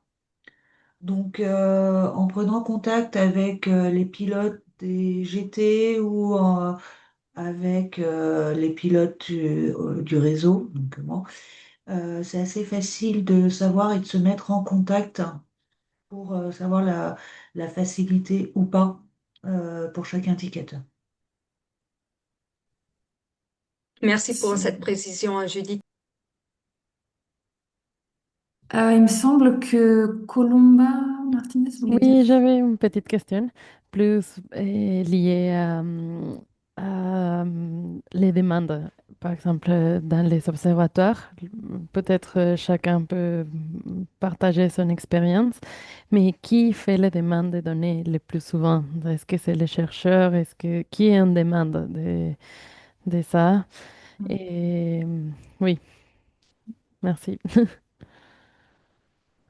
Ah, peut-être que Marie et Robin veulent répondre en premier, puis Judith. Je ne sais pas si vous avez. Alors, de notre côté, il y a un peu de tout. Alors, dans un premier temps, la commande de l'observatoire, c'est vraiment le stage. Donc, ça, on va dire que c'est plutôt les services de l'État, DREA, l'Agence de l'eau, dans le cadre d'un contexte de suivi. Ensuite, quand on a répondu au stage en créant l'observatoire, on a décidé de vraiment améliorer les connaissances. Donc, ça part vraiment de l'Office de l'environnement. Et après, on a vu que ça servait beaucoup aux acteurs de la recherche, mais aussi aux gestionnaires. Donc maintenant, on affine un petit peu, on va dire, en fonction des demandes particulières par rapport à ce qu'on a déjà mis en place. Mais c'est vraiment, c'est pas systématiquement soit les acteurs de la recherche, soit les acteurs de la gestion, soit les services de l'État. La première commande, oui, ça a été les services de l'État, bien évidemment, c'était une demande du stage. Mais sinon, maintenant, c'est vraiment, il n'y en a pas un qui prime par rapport à l'autre. Mm. Euh, D'accord, merci. nous, de notre côté, Oui, c'est assez varié aussi. Là, en ce moment, récemment, je pense qu'on a les communautés de communes qui viennent aussi nous contacter dans le cadre d'inventaire de la biodiversité. On peut avoir aussi des bureaux d'études quand ils viennent sur le territoire et qu'ils ont besoin de données, qui nous contactent. Donc c'est quand même assez varié globalement sur les acteurs. Le but, c'est aussi de faire connaître l'outil pour que un maximum de gens soient au courant et qu'on soit sollicité, quoi. Merci. Oui, effectivement, c'est aussi important d'avoir de la visibilité. Euh, on avait une question de Ghislaine Ferrer sur comment les données géographiques seront visibles. Ah oui, du coup, Pierre a déjà répondu, mais peut-être que tu peux expliquer un petit peu à l'oral, Pierre, la réponse à la question. Ça peut Oui, intéresser les ce personnes. sera assez rapide. Et je trouve que la plateforme actuelle qui collecte et bancarise la totalité des prélocalisations et des inventaires de zones humides va faire peau neuve. Et donc, le RPDZH, le réseau partenarial des données sur les zones humides, va devenir Plume, la plateforme unifiée des données sur les milieux humides. Et donc, on va dire, elle va faire une cure de jouvence et donc, ce qui lui permettra, entre autres, d'être visible sur le portail Eau-France et de mettre à disposition les données qui existaient déjà dans le RPDZH de manière, on va dire, un peu plus standardisée, selon, entre autres, les dictionnaires et scénarios d'échange du service d'administration nationale des données et référentiels sur l'eau. Euh, et par ce biais-là, l'idée étant de favoriser l'homogénéisation, on va dire, de l'information et en fin de compte d'avoir des informations relativement fiables pour pouvoir, en fin de compte, nourrir des indicateurs à l'échelle territoriale comme aussi bien nationale que locale. Voilà, et donc elles seront sous forme de métadonnées, mais également sous forme de, d'affichage cartographique, comme ce qui existe à l'heure actuelle déjà sur le RPDZH, sauf que bah, les technologies en 20 ans ont évolué, donc bah, Plume évolue en conséquence. Voilà. Super, Merci donc Pierre. On a accessible à aussi tout le monde. une question, Marion, dans le chat. En fait, le Olivier Briand du département des Bouches-du-Rhône, c'est pour Robin. Est-ce que le parc régional Marais Poitevin est-il gestionnaire des zones humides? Et si oui, avec quel financement autre que ceux dédiés à l'observatoire? Alors non, nous, on n'est pas directement gestionnaire, quoi. Sur l'observatoire, on est sur de l'animation, mais on travaille avec des gestionnaires, mais on n'a pas directement cette gestion. Les zones humides, souvent, c'est des marais, c'est appartenant à des propriétaires privés. Donc, on peut avoir un peu de foncier, mais non, on n'est pas. On a, on peut avoir on a la réserve un certain communaux. On peut avoir un peu de gestion, mais globalement, on n'est pas là pour faire de la gestion, quoi. Quand je dis communaux, je parle de marais communaux. Ok. Oui, non, c'est vrai que c'est pas exactement la même fonction avec les gestionnaires et les OTB. Euh, Nous avons une question aussi de Fanny, Planète Science. Pensez-vous créer des indicateurs pouvant être utilisés dans le cadre des aires éducatives? Euh, Pierre, peut-être que tu veux répondre à l'oral. Ouais, j'étais en train de faire la réponse à l'écrit. Les OTB et l'ONB n'ont pas vocation en fin de compte, à faire des indicateurs à cette échelle-là. À côté de ça, il existe des protocoles, on va dire, nationaux, reconnus par les systèmes d'information, on va dire ce qu'on appelle les systèmes d'information fédérateurs autour de la biodiversité, que sont le système d'information sur l'eau, le système d'information euh, on va être compte dédié au milieu marin, le système d'information, on va dire biodiversité, anciennement nature et paysage, qui ont un certain nombre de protocoles normés à l'échelle nationale. Et puis, pour un public moins avertis, on va dire, il existe aussi bien Viginature, hein, qui a été développé par le Muséum d'histoire naturelle pour suivre un certain nombre d'espèces, entre autres.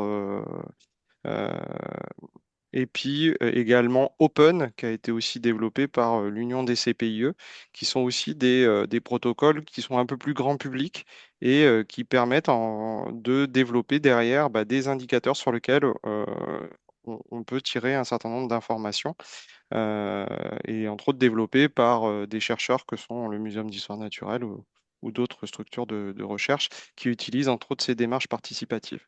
Mais elle n'a pas vocation à aller au niveau de l'aire éducative, qui est normalement une petite surface d'un site donné en gestion à des écoliers ou à des collégiens. Donc on n'ira pas à ce stade-là, mais à côté de ça, nous, on sera très friands de vos données pour nourrir, en fin de compte, des indicateurs nationaux. Et donc là, plutôt dédiés à la mobilisation, on va dire, citoyenne et aux données qui sont issues de vos réseaux. Voilà. Pour l'instant, les données sont plutôt utilisées par Open et par Viginature. Et je pense que dans quelques années, on pourra les exploiter sans difficulté. Merci. Merci Pierre. Du coup, peut-être que tu peux quand même mettre dans le chat pour ceux qui ont besoin de les voir à l'écrit, les plateformes que tu as mentionnées, si ça peut servir à d'autres personnes. Effectivement, il y a plusieurs outils en fonction des besoins. Et il n'y a plus de questions. Nous passons, Marion, au deuxième sondage. Oui, Je crois qu'il n'y a plus de questions en suspens dans le QR. Je rappelle, si vous voulez rebondir sur des questions qui ont déjà été posées, n'hésitez pas à lever la main et vous pouvez les poser directement à l'oral.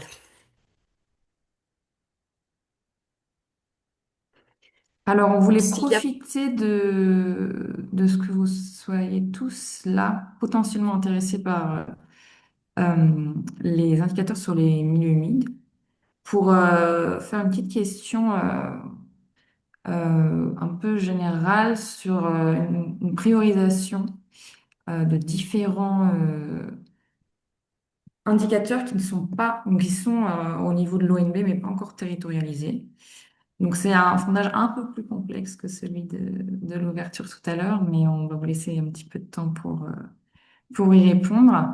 Donc ça s'affiche, vous avez 8 indicateurs qui, pour l'instant, ne sont pas développés au niveau local, enfin, pas disponibles. Et l'idée, c'est selon vous, que vous les classifiez. Donc, il y a une échelle de 1 à 7. Zoom ne permet pas de mettre de 1 à 8, mais vous pouvez mettre plusieurs indicateurs au même niveau pour savoir lesquels vous semblent plus intéressants pour vous à l'échelle de votre territoire, que vous soyez un OTB ou un utilisateur ou autre chose, ce qui vous semble plus intéressant. Donc ça n'engage pas une priorisation en conséquence par l'ONB parce que, comme on vous a bien expliqué, il y a pas mal de facteurs qui rentrent en compte, mais ça peut influencer. Donc on va garder les résultats de ce sondage après coup. Ce sera transmis à l'ONB et ça peut être utilisé, on espère. Voilà, donc il y en a 8. Je vais les lire rapidement, mais vous les voyez écrits. Le premier, c'est les activités humaines générant des pressions sur les sites humides emblématiques. Le deuxième, c'est l'évolution de l'état général des zones humides. Ensuite, on a la perception des référents sur la vision par les acteurs des sites humides emblématiques. Euh, Enfin, on a la proportion d'espèces de milieux humides éteintes ou menacées dans la liste rouge nationale. Les zones humides perçues comme affectées par le changement climatique. Le montant annuel de fonds européens LIFE pour les milieux humides en France. Le septième, c'est la perception de la fourniture de services écosystémiques par les sites humides emblématiques. Donc, il y a quelques indicateurs qui sont plus qualitatifs, comme vous voyez, d'autres plus quantitatifs. Et le dernier, la présence des milieux humides dans les médias français. Voilà. Judith, je voulais juste aussi revenir sur la question qui était posée tout à l'heure, parce que j'ai donné la parole à Marie, à Robin, mais je ne sais pas si tu voulais rajouter quelque chose sur les demandes enfin, l'origine des demandes sur les indicateurs. Je ne sais pas si tu as des, des réponses qui puissent concerner d'autres OTB. Non, je pense que. Alors, déjà, il y a plusieurs OTB qui sont dans l'assistance. S'ils souhaitent répondre, je les invite. Mais je pense que Marie et Robin ont bien expliqué la diversité et la complexité de la construction d'un indicateur, c'est-à-dire que ça doit répondre à un certain nombre de caractéristiques scientifiques d'abord, de production de données, de répondre à une donnée politique, qu'elle soit internationale, nationale ou locale. Une fois que ces indicateurs sont produits, on peut aussi avoir une demande. Je pensais justement à la Normandie qui travaille beaucoup pour produire des indicateurs au niveau des EPCI, donc pour redistribuer ces indicateurs. Donc c'est la rencontre entre différents niveaux et différentes contraintes, qu'elles soient politiques, de moyens et scientifiques aussi. Et je pense que ça a été très bien dit par Robin. Et il y a toujours une question de moyens pour chacun des observatoires.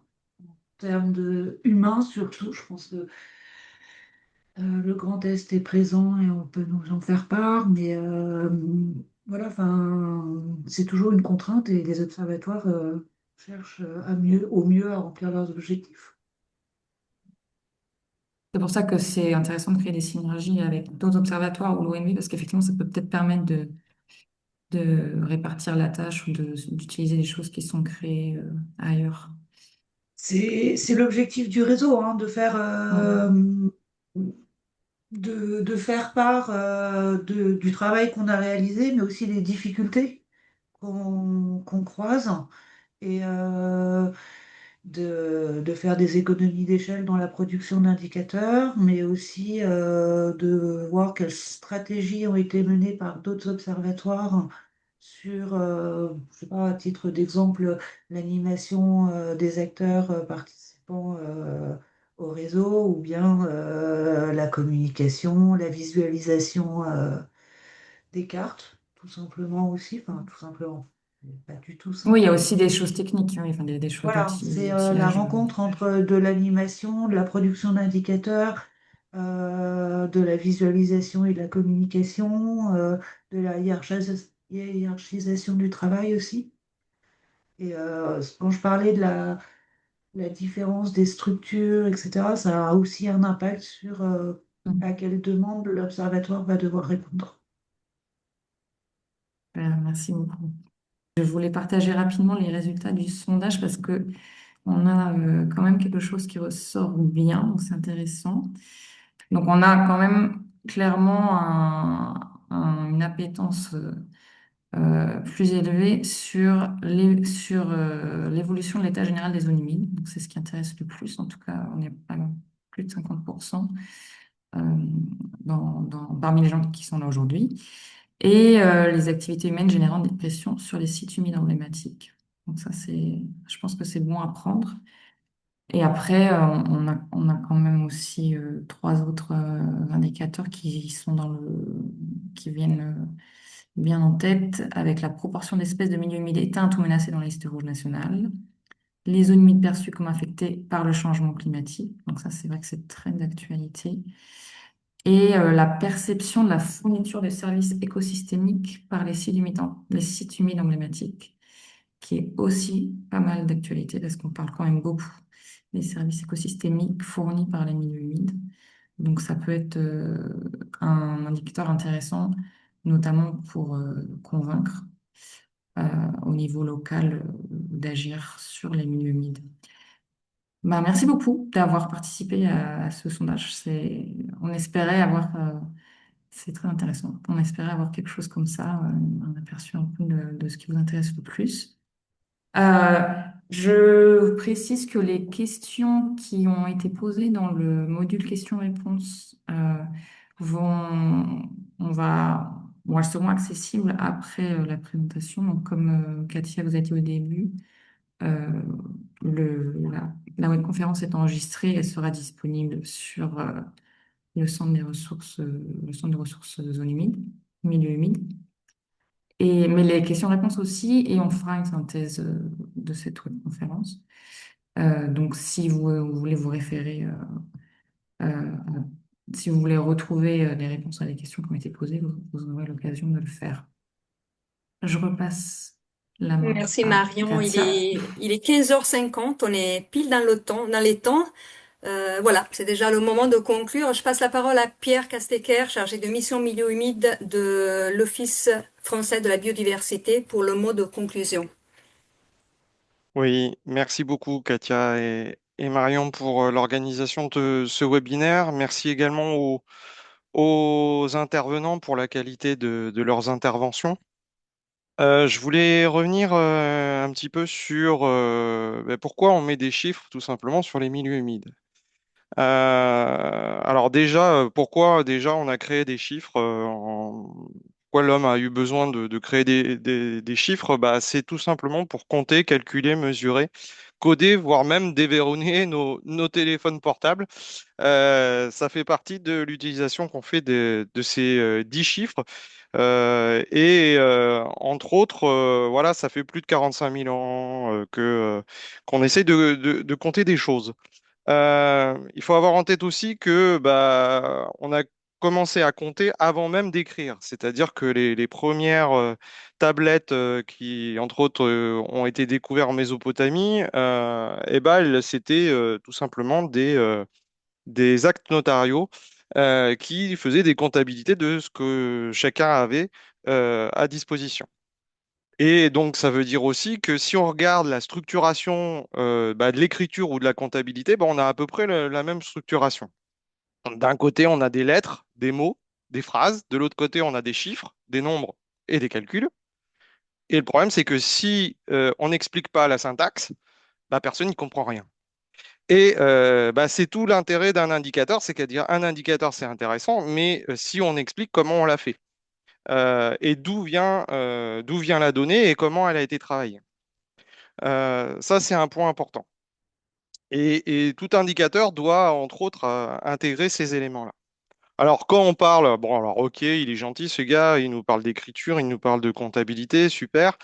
Euh, mais quel est le premier lien, en fin de compte, qu'il y a eu entre on va dire, les chiffres et les zones humides et les milieux humides? Eh ben, si ça, c'est plutôt Champollion qui nous l'a fait découvrir à travers, en fin de compte, la découverte de la signification des hiéroglyphes. Tout simplement parce que les Égyptiens, bah, déjà, utilisaient entre autres des espèces des marais pour donner des quantités. Je vous donne un exemple. Bah, par exemple, pour 1000 unités, on va dire, d'une récolte de blé ou autre, et bah, pour l'écrire, ils écrivaient ça avec une fleur de lotus. Ça, c'était la première chose. Et pour 100 000 unités, bah, on dessinait un tétard. C'est comme ça que les Égyptiens, en fin de compte, ont fait les premiers liens, en fin de compte, entre les chiffres et les milieux humides. Alors, quand je vous ai dit ça, bah, c'est gentil la petite anecdote, mais grosso modo, pourquoi je vous dis ça sur les chiffres? Bah, tout simplement parce que derrière, au départ, on était parti, on faisait de la comptabilité. On essayait de dire, allez, telle période à telle période, on devrait avoir la récolte d'ici 15 jours, d'ici 3 semaines, et ainsi de suite. Et puis suite à ça, bah, c'est plutôt en fin de compte au XVIIe siècle que les scientifiques ont commencé à utiliser les chiffres pour expliquer bah, ce qui nous entoure, la nature. Et entre autres, bah, les mathématiques vont être le langage de la révolution scientifique du siècle des Lumières pour représenter le monde. Et à partir de là, euh, pourquoi, en fin de compte, on a voulu représenter le monde avec des chiffres et des maths? Bah, tout simplement parce que maîtriser les grands chiffres, bah, c'est démontrer une force et surtout c'est produire un effet sur une autre personne. Quand on annonce ah, j'ai gagné 100 000 euros wouhou, au loto, tout le monde est content. Et là, oh oui, bah, il doit avoir de l'argent, hein, ça pourrait être intéressant. Ah bah, il a du pouvoir, hein, oui, ah bah, il pourrait nous faire un petit cadeau là. Tout le monde ne gagne pas, bien sûr, à mission nature, hein, on est d'accord, mais ça peut arriver. Et donc, ce qui est intéressant aussi avec les chiffres, c'est que on a toujours l'idée où ça donne toujours l'apparence que le chiffre, il a une certaine objectivité. Sauf qu'un chiffre, c'est jamais neutre. Et ça, entre autres, ça a été rappelé pas mal par les travaux d'Olivier Martin, hein, qui est sociologue à la Sorbonne, et entre autres qui dit que bah, tout choix d'unité, de grandeur ou de grade, eh bah, c'est aussi un choix de société. C'est-à-dire que c'est un choix de pouvoir. N'oublions pas que bah, c'est quand même, si tout le monde là, à l'heure actuelle, on mesure les choses en hectares, en mètres carrés et en volume litres et j'en passe et des meilleurs, et bah, c'est parce qu'à un moment, les révolutionnaires, ils en ont eu ras-le-bol que entre Bordeaux, Dijon, Besançon, et ben, quand on dit un pied, la taille d'un pied, c'est quoi? Et ben, on avait des dimensions différentes. Alors, pour travailler ensemble, c'est un peu compliqué. Et bah, on a fait pareil avec les données. Et entre autres, bah, on a des systèmes d'information en France qui, sur l'eau, la biodiversité et le milieu marin, et où bah, il est important de partager la même sémantique et la même manière de remonter des données. Parce que si on parle de choux et de navets, bah, automatiquement, ça ne fait pas la même soupe que si on a une soupe, on va dire, aux carottes, ça fait pas du tout la même couleur de soupe derrière. Et donc, automatiquement, bah, ça vous donne pas le même indicateur non plus derrière, et d'où l'importance de aussi travailler sur une remontée des données qui soit, en fin de compte, standardisée. Alors, je sais qu'on n'aime pas trop ce terme-là en France, hein, par rapport aux Jacobins, on a un peu de mal, hein, mais il faut avoir en tête que bah, si on n'a pas une donnée de qualité et on va dire assez homogène, eh ben, on est incapable de sortir un indicateur. Alors, ça plaira peut-être, on va dire, d'avoir un indicateur au milieu du plateau des 1000 vaches, mais si, grosso modo, on ne peut pas comparer les résultats avec les chiffres du Marais Poitevin ou avec celui de la Corse ou encore le parc des Marais d'Opale dans le nord de la France, bah, ça ne sert pas à grand-chose de sortir des chiffres si ça ne parle qu'à vous et que vous ne pouvez pas les comparer avec d'autres. Et donc, on va pas se leurrer, comme je vous le disais, sortir des chiffres, c'est aussi, c'est politique. Même si on veut pas que ça soit politique, parce qu'on dit c'est scientifique, c'est politique, parce que tout simplement, quand on gouverne, eh ben, gouverne, c'est quoi? C'est prévoir l'avenir. Et prévoir l'avenir, ça veut dire quoi? Ça veut dire sortir des statistiques. C'est pour ça qu'à peu près tous les États ont développé des bureaux des statistiques et dont un de nos partenaires à l'ONB, hein, qui est le service, entre autres, des données et études statistiques du ministère de l'Environnement, qui est le copilote de l'ONB avec l'OFB. Et donc, moi, je me rappelle, il y a quelque temps, avoir discuté dans des instances de gouvernance nationale où certains acteurs m'ont dit mais vous avez un problème. Oui, oui, on a bien entendu que vous avez un problème. Mais vous avez des données. Ah, vous n'avez pas de données. Ah, bah donc il n'y a pas de problème. Donc, la donnée, produire de la donnée, c'est pas anodin. Et de produire des indicateurs, c'est pas anodin. C'est aussi faire valoir le sujet des milieux humides dans les politiques publiques. Si on n'a pas des données standardisées, si on n'a pas des données qui remontent de qualité de l'État, des pressions qu'il y a sur ces milieux-là, eh ben, on n'aura pas de capacité à faire en sorte que nos politiques publiques qui sont plutôt en mode silo, même si on dit de plus en plus qu'on fait de la concertation, de la consultation dans tous les sens, et de la participation de tout le monde, ces politiques n'intégreront pas, en fin de compte, le sujet, on va dire, des zones humides et des milieux humides dans, on va dire, les défis sociétaux qui arrivent.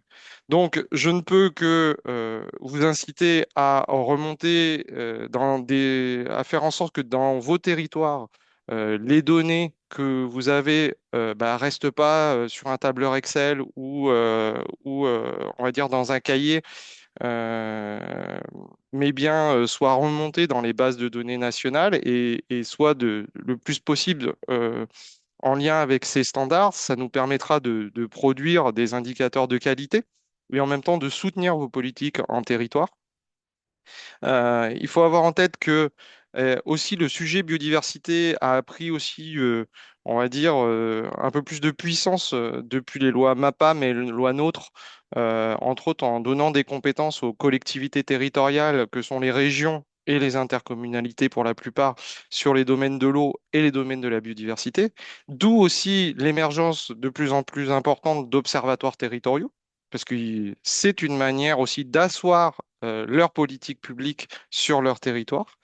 Et donc, je vous inviterai quand même à toujours faire attention à faire en sorte que ces données soient de qualité et que derrière, on puisse favoriser aussi des synergies entre les territoires et le national pour produire des indicateurs qui répondront à vos attentes. Même si je reviens, on n'ira pas jusqu'à l'échelle du site, hein, c'est pas l'ambition, mais au moins à une échelle où on a des décideurs qui ont la capacité de prendre un certain nombre d'orientations pour la société de demain. Voilà, je vous remercie euh, pour votre attention et je vous souhaite une bonne fin de journée. Merci beaucoup, Pierre. Voilà, on est à la fin de la rencontre. Nous tenons à remercier vivement nos 5 intervenants qui ont accepté de prendre du temps pour préparer leur intervention, du temps cet après-midi pour être avec nous. C'était très riche, nous en sommes vraiment ravis. Merci beaucoup. Nous remercions aussi l'Office français de la biodiversité pour son soutien financier, sans qui nous n'aurons pas pu s'organiser cet événement. Et puis je remercie l'Office international de l'eau, en particulier Marion Haas, pour son aide dynamique et motivée pour organiser cette rencontre. Et bien sûr, nous remercions les participants qui aussi ont joué le jeu de rester connectés et attentifs pendant 2 heures. Désolé, il y a certainement des questions que nous n'avons pas eu le temps de traiter. N'hésitez pas à nous envoyer un retour par mail s'il y a des choses que vous auriez souhaité voir traitées autrement. Cette webconférence sera diffusée en replay, comme l'a dit Marion, prochainement sur le site du Centre de ressources milieux humides et chaque participant recevra un lien pour y accéder. Nous ferons aussi une synthèse écrite de cette webconférence et les supports PDF seront également accessibles. Voilà, merci à tout le monde et nous vous souhaitons à toutes et à tous une bonne fin de journée.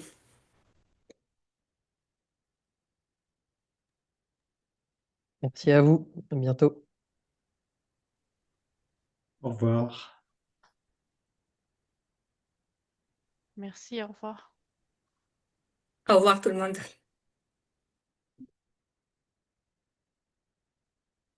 Merci beaucoup d'avoir organisé ce webinaire. Je pense que c'était très enrichissant et bravo. Avec Bonne fin de plaisir. journée. Merci d'avoir été là.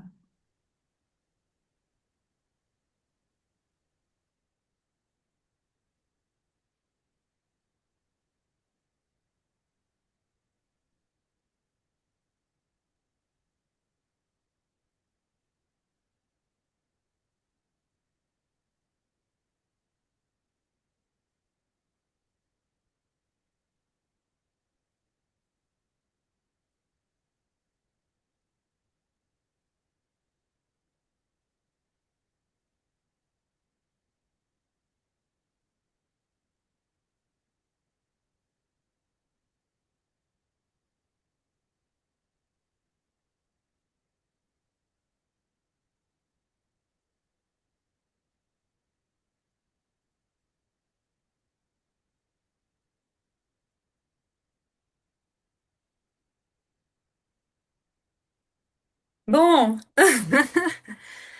mais c'est très bien, Pierre, tu m'as fait rigoler. hein? C'est très bien. Merci Christian pour ton On peut pas tous intervention. gagner à Mission Nature. J'ai pourtant bien essayé. Je suis très déçue d'ailleurs.